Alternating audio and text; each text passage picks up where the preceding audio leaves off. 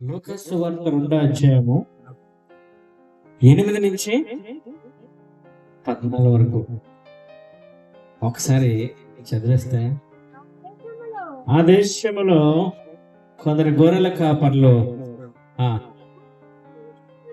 కాచుకొనుచుండగా ప్రభువు దూత వారి వద్దకు వచ్చి నిలిచాను. ప్రభువు మహిమ వారి చుట్టూ ప్రకాశించినందున వారు మిక్కిలి భయపడిరి. అయితే ఆ దూత భయపడకుడి, చాలా మమ్మల్ని చదివారు. ఇప్పుడు దేవుని బిడ్డలారా, దూత గొల్లవారికి చెప్పిన మాట ఏంటండి? భయపడకుడి. బైబిల్లోనే భయపడకుడి అనే మాట ఎన్నిసార్లు ఉందండి? 365 సార్లు ఉంది. అంటే ప్రతిరోజు మనిషికి ఏం ఆవరిస్తుంది? ఏదో ఒక భయం కదండి. ఏదో ఒక భయం మనల్ని, రోగమో, కష్టమో, బాధో, ఇరుకో, ఇబ్బందో, సమస్య, ఏదో ఒక భయం మనిషిని ఆవరిస్తుంది. కానీ దేవుడు చెప్పిన మాట ఏంటంటే, మనకి 365 రోజులు ప్రతిరోజు చెప్తున్నాడు ఏంటండి? భయపడకుడి. హల్లెలూయా. ఇది నాన్న, ఇక్కడ మనం అనేక మందిగా కూర్చున్నాం, కానీ రకరకాల భయాలు మనుషులను ఆవరిస్తున్నాయి. ఖచ్చితంగా ఇందాక దయచేసి చెప్పినట్టు కనిపెట్టారా? ఖచ్చితంగా ఏం చేయాలి? మనం దేవుణ్ణి విశ్వసించాలంట. హల్లెలూయా. దేవుణ్ణి విశ్వసించాలా. ఈ దినాన్ని ఎటువంటి భయం మనల్ని ఆవరించినా సరే, నువ్వు నిజమైన దేవుని బిడ్డవైతే, హల్లెలూయా, మారు మనసు పొంది, బాప్తిస్మం పొంది, రక్షింపబడి దేవుని యందు భయభక్తులు కలిగిన జీవితం నీకున్నట్లయితే, ఖచ్చితంగా దేవుడు నీతో ఏం చెప్తారంట? భయపడొద్దు. హల్లెలూయా. భయపడొద్దు. ఏ కష్టంలో ఉన్నా, ఏ బాధలో ఉన్నా, ఏ ఇరుకులో ఉన్నా, ఏ ఇబ్బందులో ఉన్నా, ఏ రోగంలో ఉన్నా, ఏ సమస్యలో ఉన్నా, నువ్వు భయపడాల్సిన పని లేదు. హల్లెలూయా. దేవుడు ఏం చెప్తున్నాడండి? గొల్లవారికి దూత ఏం చెప్తుందండి? భయపడకుడి. ఇది నాన్న, దేవుడు మనందరితో మాట్లాడుతున్నాడు. నువ్వు ఎలాంటి పరిస్థితిలో ఉన్నా నువ్వు భయపడవలసిన పని లేదు. యోబు దేవుడు అంటాడు, నా విమోచకుడు సజీవ. ఇది నాన్న, నీ భక్తి నీకు ధైర్యం పుట్టించదా? నీ యథార్థ ప్రవర్తన నీ నిరీక్షణకు ఆధారము కదా. ఇన్ని రోజుల నుంచి ఏం భక్తి చేస్తున్నావు? ఇన్ని రోజుల నుంచి ఏం ప్రవర్తిస్తున్నావు? ఏం వాక్యం చేస్తున్నావు? ఏం సహవాసకి వెళ్తున్నావు? చిన్న కష్టం, చిన్న బాధ, చిన్న ఇరుకు, చిన్న ఇబ్బంది, చిన్న శోధన వచ్చినప్పుడు భయపడిపోతున్నావా? హల్లెలూయా. భయపడవలసిన పని లేదండి. ఎందుకంటే నీ దేవుడు నిన్ను ఎలాంటి పరిస్థితి అన్న విడిపించడానికి ఏంటంటే ఆయన సమర్థుడు. పేతురు వస్తాను, యేసు నీటి మీద, నువ్వైతే నేను నీతో వస్తాను అన్నాడు. రా పేతురు అన్నాడు. యేసు ప్రభువుని చూసి ఏం చేశాడంట? 2 అడుగులు వేసాడంట. తర్వాత యేసు ప్రభు మంచి తన యొక్క ముఖాన్ని తిప్పేసి ఏం చేశాడండి? గాలిని, తుఫాన్ని చూసి మునిగిపోసాగి ప్రభువా రక్షించి మన కేకలు వేశాడంట. హల్లెలూయా. హల్లెలూయా. మన జీవితంలో ప్రభు చూస్తున్నప్పుడు అన్నంతసేపు ఏం కనపడమంట? కష్టాలు మంచి దాటుకొని వెళ్ళిపోతామంట. ఇరుకులు, ఇబ్బందులు, రోగాలు, సమస్యలు మంచి నడుపుకొని వెళ్ళిపోతాం. ఎప్పుడైతే మన దృష్టి దేవుని మీద తిరిగిపోయి లోకం మీదకి మళ్ళుతాదో, ఖచ్చితంగా ఏమవుతుందండి? ఒక భయం అనేది మన ఆవరిస్తుందైనా సరే. యేసు ఏమన్నాడు? అల్ప విశ్వాసి, ఎందుకు సందేహపడతావు అని చెప్పి ఏం చేశాడండి? చేయి పట్టుకొని పైకి లేపాడు. ఏమని దేవుని బిడ్డారా, శిష్యులు ఒకసారి పడవలో ప్రయాణం చేస్తున్నారు. గాలి తుఫాన్ వచ్చింది. ఆయన ఉన్న పడవ మీద ఏం చేసాయంట? అలలు కొట్టాయంట. ప్రేమని దేవుని బిడ్డారా, యేసు ప్రభుతో ఉన్న శిష్యులు, బతుకుడా మేము నశించిపోతున్నాం, నీకు చింత లేదా అన్నారు. యేసు ప్రభు గుండెల్ని కాలించినప్పుడు ఆయనతో ఉన్న శిష్యులు, గుడ్డల్ని కాలించినప్పుడు ఆయన శిష్యులు పక్షవాతం పైకి లేచినప్పుడు ఆయనతో ఉన్న శిష్యులు చనిపోయిన శరీరాలను కూడా లేపుతున్నప్పుడు మనకి ఇక తిరిగి లేదు ప్రభుతో ఉంటే అనుకున్న శిష్యులు కష్టం వచ్చేసింది. వారి పడవ ఏమైపోయింది? మునిగిపోయే పరిస్థితి వచ్చింది. ఆ పడవలో ఎవరున్నారన్న సత్యాన్ని మర్చిపోయారండి. యేసయ్య ఆ నావలో ఉన్నాడన్న సత్యాన్ని మర్చిపోయారంట. హల్లెలూయా. ప్రియమైన దేవుని బిడ్డలారా, నీ కష్టం నిన్ను ముంచేసేదిలాగా ఉందా? నీ పరిస్థితి నా పని అయిపోయింది అనుకుంటున్నావా? ఒక సత్యాన్ని నీ నావలో యేసయ్య ఉన్నాడని. హల్లెలూయా. నీ లేదంట. హల్లెలూయా. నీ నావలో ఎవరు? యేసయ్య. నీ జీవితం మీదకి ఎలాంటి తుఫాను మించినా నీ నామను ఏమీ చేయలేదంట. హల్లెలూయా. హల్లెలూయా. శిష్యులు వెంటనే ఏం చేశారంటే, బోధకుడా నశించిపోతున్నావు అని కేక వేశారు. నీ జీవితం మీదకి తుఫాను వేస్తున్నప్పుడు నువ్వేం చేయాలంటే, కేక అనేది దేనికి సాదృశ్యంగా ఉందండి? ప్రార్థనకు సాదృశ్యంగా ఉంది. నువ్వు ఎలుగెత్తి ఏం చేయాలమ్మా? ఆయన వెంటనే లేచి ఏం చేశాడు? గట్టించగానే అది నమ్మలం అయిపోయిందంట. హల్లెలూయా. దేవుని బిడ్డలారా, దేవుడు క్రైస్తవుడికి ఒక ఆయుధం ఇచ్చాడంట. ఏంటండి? ప్రార్థన అనే ఆయుధం. హల్లెలూయా. చాలా మంది ఆయుధాలు పట్టాయంట. ఏమైపోయింది? నీ దేవుడు నీకు ఇచ్చిన ఆయుధాన్ని ఉపయోగించట్లేదు. ప్రార్థన అనే ఆయుధాన్ని ఉపయోగించినట్లయితే ఆ కొండలు సముద్రంలో పడిపోమంటే ఏమందంటే పడిపోతాం. నీలో ఆవగించేంత విశ్వాసం ఉండి నువ్వు బలమైన ప్రార్థన చేస్తే ఆ సమస్యనే కొండ. ఏ కొండ అయితే నీకు ఏ సమస్య అయితే నీకు కొండగా ఉందో ఆ కొండలు ఎక్కడ పడిపోద్ది? సముద్రంలో పడిపోద్ది. హల్లెలూయా. అంటే ప్రార్థన ఏం చేస్తుంది?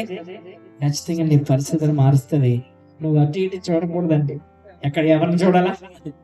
విశ్వాసం కర్తయు దానిని కొనసాగించేవాడు ఆయన యేసు వైపు చూస్తూ నీ పందెరంగంలో నువ్వేం చేయాలా? ఓపికతో పరిగెట్టాలంట. యేసు వైపే చూడండి. హల్లెలూయా. హల్లెలూయా. మన జీవితం ద్వారా ఎవరిని పైకెత్తాలంటండి? యేసు పైకెత్తాలంట. సాతాన్ని ఏం చేయాలంట? వాళ్ళ కింద తొక్కాలంట. మన భారాన్ని ఎవరి మీద పెట్టాలంటండి? యేసే మీద పెట్టాలంట. ప్రియమైన దేవుని బిడ్డలారా, ముగింపులోకి వచ్చేస్తున్నాను. దూత ఏం చెప్పిందండి? భయపడకూడే. హల్లెలూయా. ఇదేనా నీ జీవితంలో ఎలాంటి పరిస్థితి సంబంధించిన భయపడవలసిన పని లేదు. హల్లెలూయా. దేవుని వైపు చూడు. హల్లెలూయా. దేవుడు ప్రతి పరిస్థితి నుంచి నిన్ను ఏం చేయగలండి? విడిపించగలడు. హల్లెలూయా. రెండోదిగా, ప్రజలందరికీ కలగబో మహా సంతోషకరమైన సువర్తమానం ఏంటంటే, నేడు మీ కొరకు రక్షకుడు పుట్టి ఉన్నాడు. హల్లెలూయా. మనకి ఎవరండి పుట్టారు?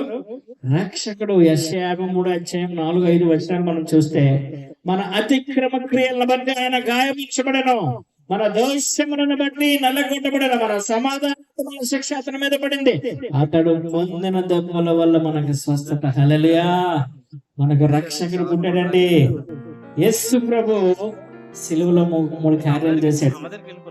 ఆయన చాలా దెబ్బలు తిన్నాడు. ఆయన పొందిన దెబ్బల వల్ల మన రోగాలకి స్వస్థత. ఆయన తన రక్తాన్ని కార్చాడు. ఆయన కార్చిన రక్తంలో మన పాపాలకి క్షమాపణ. మూడోదిగా, ఆయన మరణించి తిరిగి లేచాడు. మరణించి తిరిగి లేవడం వల్ల సాతాను చిన్నగొట్టి విజయాన్ని పొందుకొని, ఆ విజయాన్ని ఎవరికి ఇచ్చాడంట? ఆయన నమ్ముకున్న బిడ్డలకు ఇచ్చాడంట. హల్లెలూయా. హల్లెలూయా. మన అతిక్రమాలను బట్టి ఆయన ఏం చేశాడండి? నలగొట్టాడు. మన దోషం బట్టి నలగొట్టబడి మన సమాధానాన్ని, మన శిక్ష ఆయన మీద పడింది. ఆయన స్వస్థత. రక్షకుడు పుట్టాడు. ఎందుకంటే మన పాపాల నుంచి మనల్ని రక్షించడానికి ఒక రక్షకుడు పుట్టాడు. యేసు అనే మాటకు అర్థం ఏంటండి? రక్షకుడు. హల్లెలూయా. హల్లెలూయా. హల్లెలూయా. మన పాపాల నుండి మనల్ని రక్షిస్తాడు కాబట్టి ఆయనకి ఏం పేరు పెట్టారంట? యేసు అనే పేరు పెట్టారు. ఈ దినాన నిత్య నాశనానికి వెళ్ళిపోవాల్సిన మనల్ని దేవుడు ఏం చేశాడంటే ఆయన రక్తాన్ని ప్రోక్షీకరించి సిద్ధి చేసి నరకం నుంచి మన ప్రాణాన్ని ఎక్కడికి తప్పించాడండి? పరలోక రాజ్యానికి మళ్ళీ ఇచ్చాడు. మూడవదిగా ఆయనకి ఇష్టలైన మనుషులకు భూమి మీద సమాధానం. ఒకటే ఒక ప్రశ్న, ఎవరికంట సమాధానం? భూమి ఆయనకి ఇష్టలైన మనుషులకు. అంటే నువ్వు ప్రభువుకి ఇష్టమైన బిడ్డవుగా ఉన్నావా, లేకపోతే ప్రభువుకి వ్యతిరేకమైన బిడ్డవుగా ఉన్నావా? హల్లెలూయా. ప్రభువుకి ఇష్టమైన వ్యక్తిగా నువ్వు ఉన్నావా? దేవునికి ఇష్టమైన వ్యక్తిగా ఉన్నావు. దేవునికి ఇష్టమైన వ్యక్తిగా ఉండాలంటే మనం ఏం చేయాలని నేను మొదలు చేస్తున్నాను. హల్లెలూయా. ఆయన అడుగు జాడల్లో మనం నడవాలి. దేవుని చెప్పిన ఆజ్ఞలను పాటించాలి. అపోస్తుల కార్యాల్లో ఉంటది. 3000 మంది చేర్చబడ్డారు, బాప్తిజం తీసుకున్నారు. వారందరూ ఎలా అంటే అపోస్తుల బోధ యందును సహవాసమందును రొట్టె విరుచుడి అందును ప్రార్థన చేయటి అందును ఎడతెగక ఉండేరే.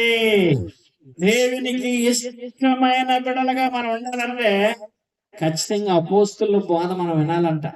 బోధలో వినాలంట. దేవుని వాక్యం వినడం వల్ల ఏమొస్తుందండి? విశ్వాసం వస్తుంది. దేవుని కార్యాలు మన జీవితంలో. రెండోది సహవాసం. అందును మనందరం ఏం చేస్తున్నాం అండి? సహవాసం. హల్లెలూయా. ఖచ్చితంగా ప్రభు వచ్చే ఆ దినం వచ్చే వరకు మనం ఏం చేయకూడదు? సహవాసంగా ఉండడము మానకూడదు. హల్లెలూయా. ఖచ్చితంగా ప్రతి ఆదివారం ఏం చేయాలండి? మందిరానికి వెళ్ళాలి. ప్రతి ప్రార్థనకి నువ్వు మందిరానికి వెళ్ళాలి. చాలా మంది ఆరాధనలు ఎగ్గొట్టేస్తారు, ప్రార్థనలు మానేస్తారు. ఏమన్నంటే పని అంటారు. హల్లెలూయా. ఏమనంటే ఏమంటారండి? పని. నీకు ఆరోగ్యం ఇచ్చిన వాళ్ళు ఎవరు? నీకు ఉద్యోగం ఇచ్చిన వాళ్ళు ఎవరు? నీకు వ్యాపారం ఇచ్చిన వాళ్ళు ఎవరు? నీకు వస్త్రం ఇచ్చిన వాళ్ళు ఎవరు? నీకు గృహం ఇచ్చిన వాళ్ళు ఎవరు? నీకు భర్తనిచ్చిన వాళ్ళు ఎవరు? భార్యనిచ్చిన ఎవరు? నీకు పిల్లల్ని ఇచ్చిన వాళ్ళు ఎవరు? నీ కుటుంబాన్ని ఇచ్చిన ఎవరు? ఆ ప్రభువుని స్తుతించడానికి, గణపరచడానికి, ప్రార్థించడానికి ఖచ్చితంగా మనం ఏం చేయాలంట? మందిరానికి వెళ్ళాలంట. దావీదు భక్తుడు అంటారు 63వ కీర్తనలో, దేవా నా దేవుడు నీవే, నీ బలమును నీ ప్రభావమును చూడవల్లని నీ పరిశుద్ధాలయం మందు నేను ఎంత ఇష్టం నీ కొరకు కనిపెట్టిన. ఆయన బలం, ఆయన ప్రభావం ఎక్కడ ఉంటదంటండి? పరిశుద్ధాలయం మందిరంలో ఉంటదంట. హల్లెలూయా. శ్రీమంది నా ఇంట్లో ప్రార్థన చేసుకుంటే చాలదేటండి, టీవీలో వాక్యం చూస్తే చాలదేటండి అంటారు చాలా మంది. హల్లెలూయా. దేవుని వాక్యం చెప్తుంది సహవాసంగా కూడటం మానకండి.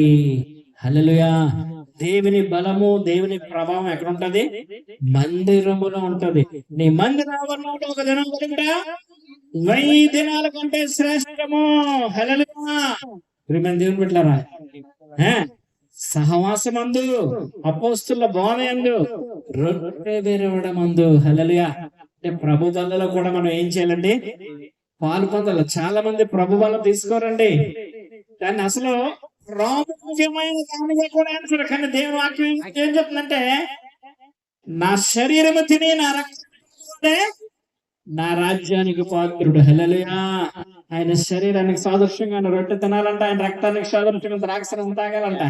ఎలా పడితే అలా తిని, ఎలా పడితే అలా తాగకూడదండి. మళ్ళీ దేవుని భయభక్తులు కలిగి మనం తీసుకోవాలి. హల్లెలూయా. దానికి ప్రాముఖ్యత ఇవ్వాలంట. 4వది ఏంటి? ప్రార్థన ఎందుకు కూడా వారు ఎలా ఉన్నారంట? ఎడతెగక ఉన్నారంట. హల్లెలూయా. ప్రియమైన దేవుని బిడ్డ, నీ జీవితంలో ప్రార్థన ఉందా? ప్రార్థన ఉందా? హల్లెలూయా.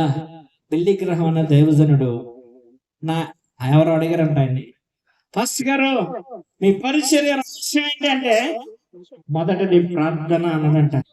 నా సీక్రెట్ మొదటి ప్రార్థన. ప్రార్థన ఇంకేటి లేదండి, షార్ట్ కట్స్ ఏమి లేవు. హల్లెలూయా. మన జీవితంలో ఏముండాలా? ప్రార్థన. సేవకులైనా సరే, విశ్వాసులైనా ప్రతి ఒక్కొక్కరి జీవితంలో ప్రార్థన ఉండాలంట. హల్లెలూయా. దేవునికి ఇష్టమైన బిడ్డగా ఉండాలంటే బోధలో ఉండాలా, సహవాసంలో ఉండాలా, రొట్టె విరవడంలో ఉండాలా, ప్రార్థనలో ఉండాలా. హల్లెలూయా. హల్లెలూయా. శ్రీమంది దేవుని బిడ్డలారా, రోజు చెప్పిన మాట ఏంటండి? భయపడవలసిన పని లేదు. ఎందుకు? మనల్ని విడిపించడానికి ఎవరు పుట్టారండి? రక్షకుడు పుట్టాడు. ఇంకా ఏంటంట? ఆయనకి ఇష్టమైన బిడ్డగా ఉంటే ప్రభు ఏం చేస్తారంట?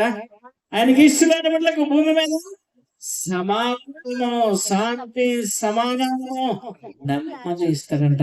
ఈ దినాన దేవుని మాటలు పెంచు, నువ్వు భయపడవలసిన పని లేదు. ఎందుకంటే మన పాపాల నుంచి మనల్ని విడిపించడానికి, మన కష్టాలు, బాధలు, ఇరుకులు, ఇబ్బంది నుంచి, బంధకాల నుంచి మనం విడిపించడానికి మనకు ఎవరు? రక్షకుడు పుట్టాడు. నువ్వు ఆయనకి ఇష్టమైన బిడ్డగా ఉన్నట్లయితే ప్రతి దేవుడు ఎలా మార్చేస్తాడంట?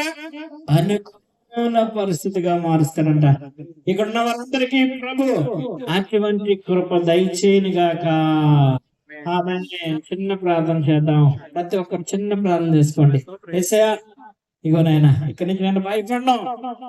ఎందుకంటే నాకు నువ్వు ఉన్నావు. నీకు ఇష్టమైన పడిగా నేను బ్రతుకుతాను. ప్రభా, ఇది నాన్న చెప్పండి ఈ మాటలు ప్రతి ఒక్క హృదయాల్లో ఫలింప చేయమని, మీరందరినీ మీరు దీవించి ఆశించమని, ఈ యొక్క క్రిస్మస్ ఆరాధనని నేను జరిగిస్తున్న ప్రసన్న కుమార్ గారిని, అదేవిధంగా ఆయన బలపరిచిన బిడ్డలందరినీ మీరు జ్ఞాపకం చేసుకోండి. ఈ యొక్క కోర్టు మాదిరి వరకు ఆయన ఈ దినాన్ని మీరు నడిపించిన విధానం బట్టి నీకు వందనాలు చెల్లిస్తుంది. నీ వాక్యాన్ని కూడా ప్రజలకు పంచే కృపను నాకు దయచేస్తుంది. నీకే వందనాలు చెల్లిస్తుంది. యేసు నామమున అడుగుతున్నాను తండ్రి.